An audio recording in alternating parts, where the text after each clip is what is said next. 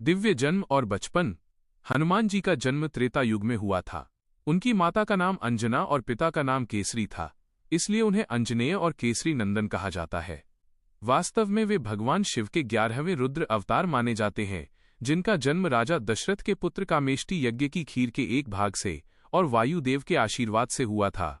बचपन में वे अत्यंत नटखट थे और उन्होंने सूर्य देव को फल समझकर निगलने का प्रयास किया था, जिसके बाद देवताओं ने उन्हें अनंत शक्तियों और अमरता का वरदान दिया।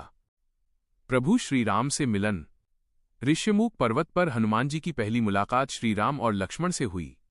उस समय श्री राम माता सीता की खोज कर रहे थे और हनुमान जी सुग्रीव के दूत के रूप में ब्राह्मण का वेश धारण कर उनसे मिलने गए थे।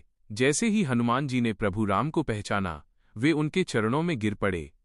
यहीं से हनुमान जी के जीवन का एक ही लक्ष्य बन गया, श्री राम की सेवा। उन्होंने ही राम और सुग्रीव की मित्रता करवाई, जिससे वानर सेना का संगठन हुआ। सीता माता की खोज और लंका दहन। प्रभु राम की मुद्रिका अंगूठी लेकर हनुमान जी समुद्र लांघकर लंका पहुंचे। मार्ग में उन्होंने सुरसा और सिंहिका जैसे राक्षसों का वध किया। लंका में अशोक वाटिका के भीतर उन्होंने माता सीता को सांत्वना दी और अपनी शक्ति का परिचय देने के लिए रावण के अक्षय कुमार का वध किया। जब रावण ने उनकी पूंछ में आग लगाई तो उन्होंने अपनी विशाल काया से पूरी स्वर्ण लंका को जलाकर राख कर दिया।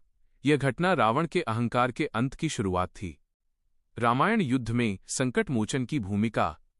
राम रावण युद्ध के दौरान हनुमान जी ने कई बार वानर सेना और राम लक्ष्मण की रक्षा की। जब मेघनाद के बाण से लक्ष्मण मूर्छित हुए तो हनुमान जी एक ही रात में हिमालय जाकर पूरा द्रोणागिरी पर्वत उठा लाए, क्योंकि वे संजीवनी बूटी को पहचान नहीं पाए थे। उन्होंने पाताल लोक जाकर अहिरावण का वध किया और राम लक्ष्मण को उसके चंगुल से छुड़ाया। युद्ध में उनकी वीरता ने राक्षसी सेना के हौसले पस्त कर दिए थे। अमृतत्व का वरदान और वर्तमान अस्तित्व। विजयादशमी के बाद जब श्री राम का राज्याभिषेक हुआ तो उन्होंने हनुमान जी को गले लगाया और उन्हें अपना सबसे प्रिय भक्त घोषित किया। माता सीता ने उन्हें अष्ट सिद्धि और 9 निधि के दाता होने का वरदान दिया। पुराणों के अनुसार हनुमान जी चिरंजीवी हैं, यानी वे आज भी इस पृथ्वी पर सशरीर मौजूद हैं।